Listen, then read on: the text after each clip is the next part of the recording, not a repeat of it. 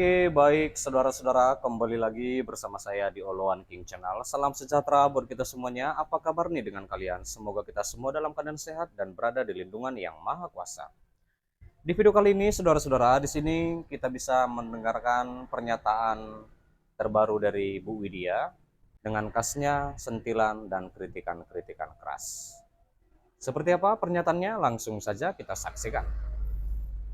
Kalau kabur itu namanya pengecut. Oh, menurut Anda itu pengecut. Ini begini, tentang omongannya Bahlil, kalau rakyat Indonesia lebih memilih tinggal di luar negeri, menurut dia tidak nasionalisme. Yang lebih tidak nasionalisme, sistem yang ada di Indonesia ini, tahu nggak? Banyak rakyat jadi sengsara.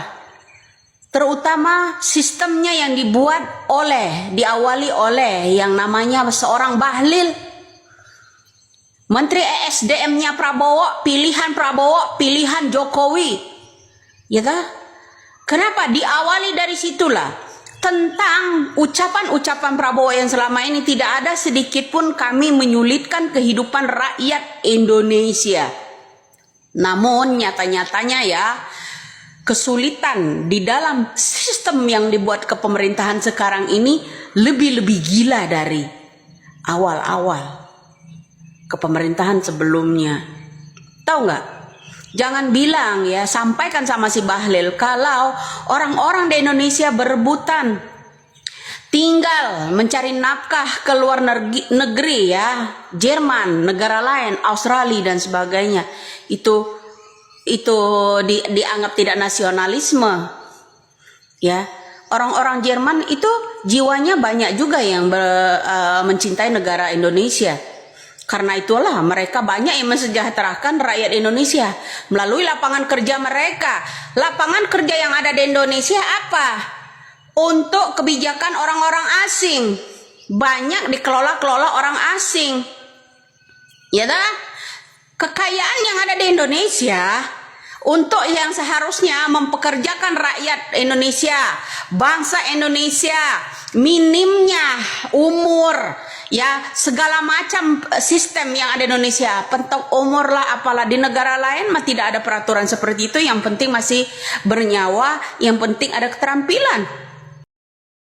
Contohkan orang-orang yang di rakyat Indonesianya bisa sejahtera kerja di luar negeri justru. Jangan dipersulit. Sistem di Indonesia ini mempersulit rakyatnya. Rakyat kecil nggak bisa berkembang apa-apa kalau sekolah standar keekonomiannya harus sekian baru dilayani. Pengobatan juga begitu. Orang-orang di rumah sakit juga begitu. Ya, seperti apa banyak yang terlantar. Sistem di Indonesia membunuh rakyatnya, semakin tergencit di negara kita. Itu yang membuat ketidakpuasan rakyat Indonesia saat ini ya, sehingga meninggalkan negara kita ini. Sistem yang dibuat kepemerintahan sekarang itu kacau balau.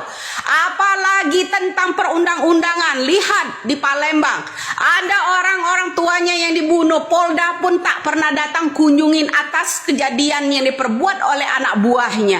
Gak ada. Iya, itulah dia saudara-saudara pernyataan dari Bu Widya. Kita sudah mendengarkannya. Bagaimana nih menurut tanggapan kalian? Silahkan tinggalkan di kolom komentar ya. Sebentar, jangan di skip dulu. Di sini kita kembali membahas tentang di mana Presiden Prabowo Subianto bertekad untuk memperbaiki kualitas hidup para hakim di Indonesia, saudara-saudara.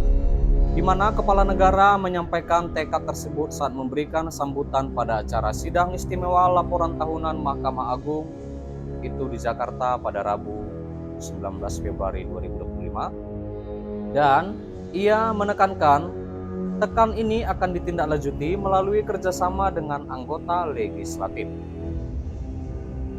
Nah, lalu saudara-saudara, dalam kesempatan ini juga Presiden Republik Indonesia yaitu Pak Prabowo Subianto memastikan bahwa program bantuan atau subsidi atas pembelian sepeda motor listrik di mana berbasis baterai itu di Indonesia akan kembali berlaku tahun ini.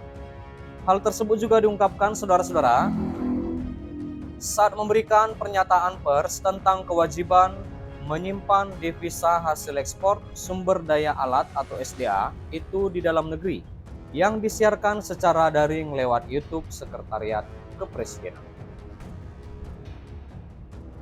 Iya. Di mana program keempat ialah stimulasi pada bulan Ramadan yang meliputi diskon harga tiket pesawat, diskon tarif tol, program diskon belanja, program pariwisata, mudik, lebaran, stabilitas harga pangan. Dalam kuartal pertama tahun ini, kebijakan-kebijakan yang mendorong pertumbuhan ekonomi pertama, hasil kebijakan kenaikan UMP 2024. Kedua, optimalisasi penyaluran bansos di bulan Februari dan Maret 2025. Ketiga, pencarian THR bagi ASN dan pekerja swasta di bulan Maret 2025, kata Pak Prabowo.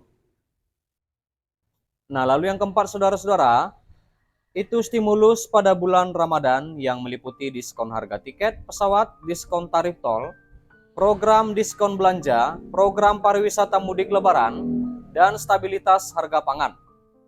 Lihat paket stimulus ekonomi yaitu diskon tarif listrik, PPN DTP, pembelian properti, dan otomotif. PPNBM, DTP otomotif, elektrik, fiskal, dan hibrida. Subsidi pajak DTP motor listrik, dan PPh DTP sektor padat karya.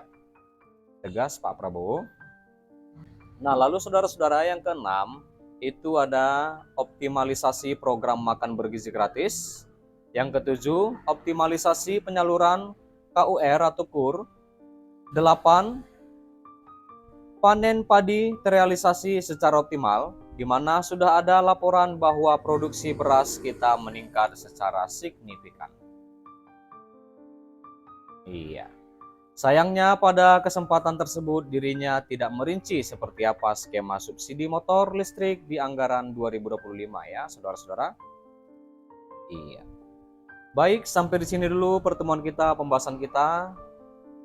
Terima kasih buat kalian saudara-saudara yang sudah menonton. Jangan lupa di like, berikan komentar kalian di bawah, dan please share video ini dan subscribe dan nyalakan loncengnya. Terima kasih.